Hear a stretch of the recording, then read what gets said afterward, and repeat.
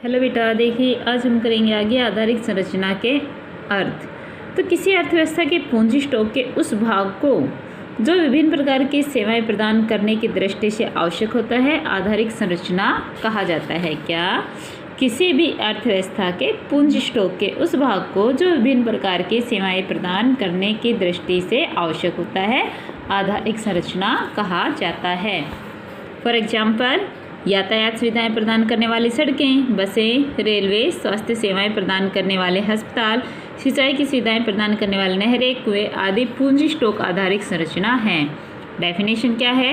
आधारिक संरचना से अभिप्राय उन सुविधाओं, क्रियाओं तथा सेवाओं से है जो अन्य क्षेत्रों के संचालन तथा विकास में सहायक होती हैं। ये समाज के दैनिक जीवन में भी सहायक होती हैं। अभी कह रहा है कि भारत में आधारिक संरचना की अपर्याप्तता। तो क्या है कि भारत में अर्थव्यवस्था की ज़रूरत को देखते हुए आधारिक संरचना की उपलब्धता बहुत ही अपर्याप्त है। इसलिए देश आर्थिक विकास की दृष्टि से अभी भी बहुत पीछे है। जहाँ तक आर्थिक संरचना के विकास का प्रश्न है, इसके लिए सरकार की पूरी जिम्मेवारी है कि वह इसके विकास में पूर्ण रूप से हस्तक्षेप करे। परंतु बड़े खेद के साथ कहना पड़ता है कि आधारिक संरचना में सरकारी निवेश बहुत ही अपर्याप्त है। ग्रामीण क्षेत्र में आधारिक संरचना की उपलब्धता बहुत ही कम है। गांव में लगभग 80 से 90% लोग अभी भी खाना बनाने में जैव ईंधन, गोबर गैस और जलाऊ लकड़ी, कृषि अवशिष्ट जैसे भूसा आदि का प्रयोग करते हैं। ग्रामीण महिलाओं को अभी भी ईंधन, जल व अन्य जो बुनियादी ज़रूरतें हैं उनको पूरा करने के लिए दूर दूर तक जाना पड़ता है। तो भाई ये है कि अब तो इतना नहीं रहा, ये पहले का है। तो अब तो काफ़ी फैसिलिटीज़ आ गई, लेकिन फिर भी काफ़ी सारी फैसिलिटीज़ का आना बाकी है। तो आगे है आधारिक संरचना के प्रकार, आर्थिक तथा सामाजिक। तो आर्थिक आधारिक संरचना क्या है? आर्थिक आधारिक संरचना से अभिप्राय आर्थिक परिवर्तन के उन सभी तत्वों से है जो आर्थिक समृद्धि की प्रक्रिया के लिए एक आधारशिला का कार्य करते हैं। अतः शक्ति आपूर्ति की प्रचुर उपलब्धता उत्पादन प्रक्रिया की गति में वृद्धि लाती है। यातायात के प्रचुर साधन वस्तुओं को उत्पादकों से उपभोक्ता तक पहुंचाने में सुविधा प्रदान करते हैं। संचार के प्रचुर साधन बाजार की प्रक्रिया को सुविधाजनक बनाते हैं। आर्थिक आधारिक संरचना की अनुपस्थिति में समृद्धि की कुशल प्रणाली केवल एक दूरवर्ती संभावना बनी रहेगी। फिर है सामाजिक आधारिक संरचना। तो सामाजिक आधारिक संरचना से अभिप्राय सामाजिक परिवर्तन कौन से?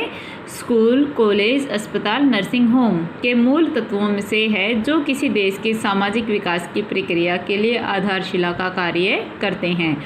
सामाजिक विकास मानव संसाधन विकास पर बल देता है, जिसका अर्थ है निपुण कार्यकर्ता एवं स्वस्थ व कुशल मानव जाति का विकास करना। आर्थिक आधारिक संरचना आर्थिक समृद्धि पर बल देती है, अर्थात वह लोगों के जीवन स्तर को ऊंचा उठाने का प्रयास करती है। इसके विपरीत सामाजिक आधारिक संरचना मानवीय समृद्धि पर बल देती है, जिसका अर्थ है उसके जीवन की गुणवत्ता में वृद्धि करना। आगे है ऊर्जा तथा स्वास्थ्य। ऊर्जा क्या है? तो आर्थिक आधारिक संरचना का बहुत अधिक महत्वपूर्ण संघटक ऊर्जा है। जैसे बताया गया कि क्या बिजली के बिना कुछ भी हो सकता है? Nothing possible. तो क्या दे रखा है ऊर्जा का? वाणिज्यिक तथा गैर वाणिज्यिक ऊर्जा, commercial and non commercial energy. तो ऊर्जा को वाणिज्यिक तथा गैर वाणिज्यिक ऊर्जा में वर्गीकृत किया जाता है। ईंधन की लकड़ी, कृषि अवशिष्ट और पशु अवशिष्ट गैर वाणिज्यिक ऊर्जा के महत्वपूर्ण घटक हैं। इनका सामान्य प्रयोग ग्रामीण क्षेत्रों में घरेलू उद्देश्यों, मुख्यतः खाना पकाने में किया जाता है। और ईंधन की लकड़ी तथा कृषि अवशिष्ट गांव के लोगों को अक्सर निःशुल्क पदार्थों के रूप में प्राप्त हो जाते हैं। बेशक इनकी उपलब्धता स्थानीय बाजारों में भी संभव है, लेकिन कोयला, पेट्रोल उत्पाद, प्राकृतिक गैस तथा बिजली वाणिज्यिक ऊर्जा के महत्वपूर्ण घटक हैं। इन वस्तुओं का व्यापक रूप से प्रयोग कारखानों तथा फर्मों में वाणिज्यिक उद्देश्यों के लिए किया जाता है।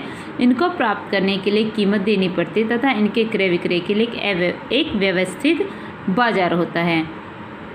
ठीक है, तो आज आप करोगे यहाँ तक। इसको लर्न और राइट कर लेना। Thank you.